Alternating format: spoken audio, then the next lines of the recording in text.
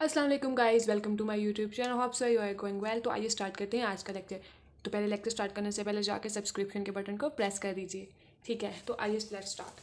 तो आज हम डिस्कस करेंगे हिस्टोग्राम ग्राफ कैसे बनाते हैं। तो हिस्टोग्राम ग्राफ बनाने के लिए सबसे पहले तो हमें ये पता होना चाहिए कि हिस्टोग्राम होता है क्या, इसका क्या फीचर्स हैं, क्या पॉइंट्स हैं जिसको हम स्टडी करते हुए हिस्टोग्राम बनाएंगे। तो आइए स्टार्ट करते हैं। हिस्टोग्राम होता क्या है, सबसे पहले तो आप लोगों को ये पता होना चाहिए। तो हिस्टोग्राम क्या है?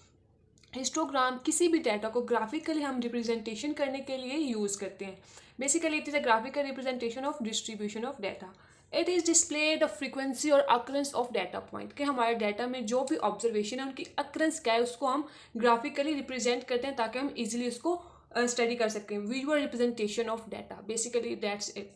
ओके, तो अब नेक्स्ट हमारे पास क्या है कि इसको बनाने के लिए, हिस्टोग्राम को बनाने के लिए हमारे पास कौन से ऐसे पॉइंट्स हैं जो यूज़ हमने करने हैं हिस्टोग्राम बनाने के लिए। तो सबसे पहले तो आप इनके पॉइंट्स को स्टडी कर लें। ठीक है, सबसे पहले हमारे पास क्या होता है कि जो डाटा हमारे पास हिस्टोग्राम में होता है उसको हम इंटरवल्स में लिखते हैं। कि फॉर एग्जांपल कोई भी हमारे पास एग्जांपल मैं आप लोगों को आगे फर्दर इसकी एग्जांपल भी करके दिखा दूंगी कि हमने कैसे हिस्टोग्राम बनानी है।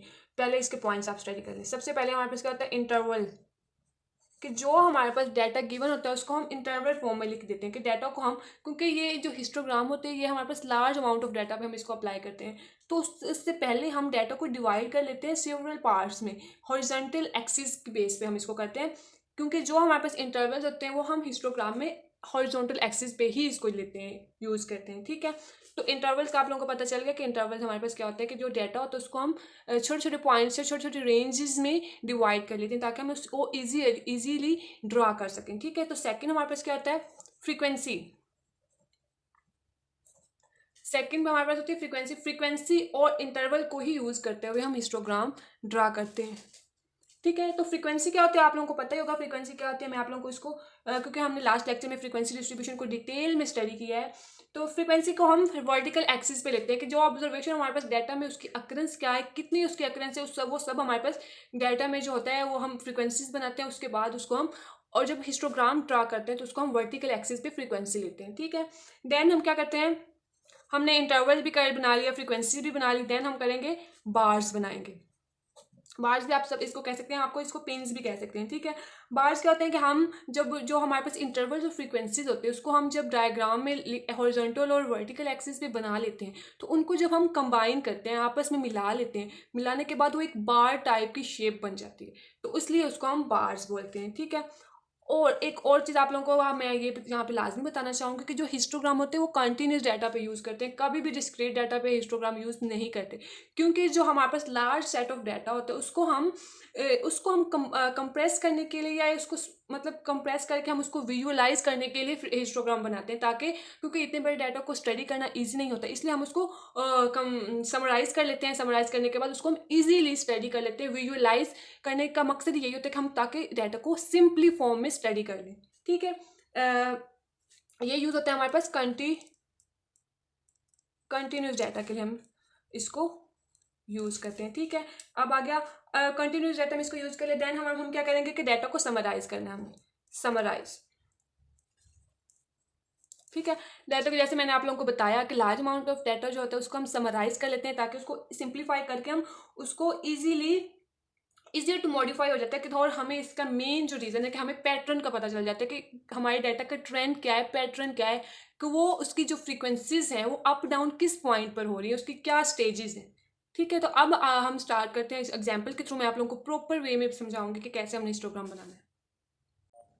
तो अब हम एग्जाम्पल 2.16 करेंगे, उसके थ्रू मैं आप लोगों को समझाऊंगी कि हमने हिस्टोग्राम कैसे बनाना है। ठीक है, जो हम फ्रीक्वेंसी डिस्ट्रीब्यूशन बनाई थी ना हमने लास्ट लेक्चर में, जो स्टडी किया था कि फ्रीक्वेंसी डिस्ट्रीब्यूशन कैसे बनाते हैं, जो हम ग्रुप डाटा से फ्रीक्वेंसी डिस्ट्रीब्यूशन बनाते हैं, तो उससे उसके हम फर्दर जो हमने टेबल्स बनाए थे उससे हम हिस्टोग्राम इजीली ड्रा कर सकते हैं। यहाँ पर जो हमारे पास एग्जाम्पल है वो हमारे पास एक तरह से टेबल्स की फॉर्म में गिवन दी हुई है, तो इसको हम इजीली हिस्टोग्राम बना सकते हैं इसको यूज़ करते हुए। ठीक है, हमारे पास एग्जाम्पल क्या, construct a histogram for the following frequency distribution relating to the ages to nearest birthday of telephone operation. हमारे पास एग्जाम्पल गिवन है, उसके एज भी गिवन है और उसके ऑपरेटर्स भी गिवन है कि इस एज के कितने ऑपरेटर्स हैं और इस एज के कितने ऑपरेटर्स हैं। जो एज है वो हमारे पास रेंज की फॉर्म में गिवन है। ठीक है, इसको ये हमारे पास जो डाटा है उसको हम यूज़ करते हुए हिस्टोग्राम बनाएंगे। ठीक है, तो ये हमारे पास जो एग्जांपल है वो गिवन है, एग्जांपल को यूज़ करते हमने हिस्टोग्राम बनाना है। तो सबसे पहले हमने क्लास बाउंड्रीज बनानी है, क्योंकि हम हॉरिजॉन्टल एक्सिस पे क्लास बाउंड्रीज लेते हैं और वर्टिकल एक्सिस पे हम फ्रीक्वेंसी लेते हैं। तो क्लास बाउंड्री बनाने के लिए हमें पता है हमने क्या करना है कि जो हमारे पास रेंज गिवन दी होती है, ये हमारे पास क्लास इंटरवल बेसिकली है। हम इसको क्लास इंटरवल का कॉलम को क्लास इंटरवल का नाम भी दे सकते हैं। ठीक है, तो जो हमारे पास लोएस्ट सबसे लोएस्ट लिमिट होती है उसमें से हम 0.5 माइनस करते हैं, और जो अपर लिमिट होती है उसमें हम 0.5 ऐड कर देते हैं, और इसमें हम 0.5 माइनस कर देते हैं। तो 18 में से 0.5 हमने माइनस किया था, हमारे पास 17.5 जो है वो class boundary lowest class boundary बन गई। और अपर लिमिट में हमने 19 में 0.5 ऐड किया तो हमारे पास 19.5 बन गई। इसी तरह हमने 20 में से 0.5 माइनस किया तो 19.5, 24 में ऐड किया तो 0.5 आ जाएगा। ठीक है, ये सारी हमने इसी तरह से ही बना लेनी है। 30 में से 0.5 माइनस किया तो 29.5, और 34 में ऐड किया तो 34.5। इस तरह 35 में से 0.5 माइनस किया, 44 में 0.5 ऐड कर दिया, लास्ट में 45 में से 0.5 माइनस किया तो 44.5, और 49 में हमने 0.5 ऐड किया तो हमारे पास 49.5 आ जाएंगे। ठीक है, ये इस तरह से हमने क्लास बाउंड्रीज बना ली। नहीं, क्लास बाउंड्रीज हमने बना ली, अब हमने बनानी फ्रीक्वेंसी का कॉलम। फ्रीक्वेंसी हमारे पास क्या है, हमारे पास जितने भी नंबर ऑफ ऑपरेटर्स हैं कि ये हमारे पास फ्रीक्वेंसी ही गिवन दी गई है। इस कॉलम में हमारे पास फ्रीक्वेंसी गिवन है, तो इसको हम यहाँ पे लिख सकते हैं 160, 123, 84 और 15, ये हमारे पास फ्रीक्वेंसी है। तो अब हमारे पास क्लास बाउंड्रीज भी आ गई हैं, फ्रीक्वेंसी भी आ गई, तो अब हम इजीली हिस्टोग्राम बना सकते हैं। ठीक है, तो इस तरह से हमने ये बना ली है कि हमने जो क्लास बाउंड्रीज थी वो हमने हॉरिजॉन्टल एक्सिस पे ले ली, और जो फ्रीक्वेंसी थी वो हमने वर्टिकल एक्सिस पे ली। 20 के डिफरेंस से हमने फ्रीक्वेंसीज बना ली हैं, और क्लास बाउंड्री जो भी हमारे पास थी हमने लोएस्ट लिमिट से लेके अपर लिमिट तक जितनी भी क्लास बाउंड्रीज हमारे पास बनती थी वो हमने बना ली हैं। ठीक है, तो अब हमने ये इसके बाद अब हमने क्या करना है, हमने पॉइंट वाइज ही चेक कर लेना है।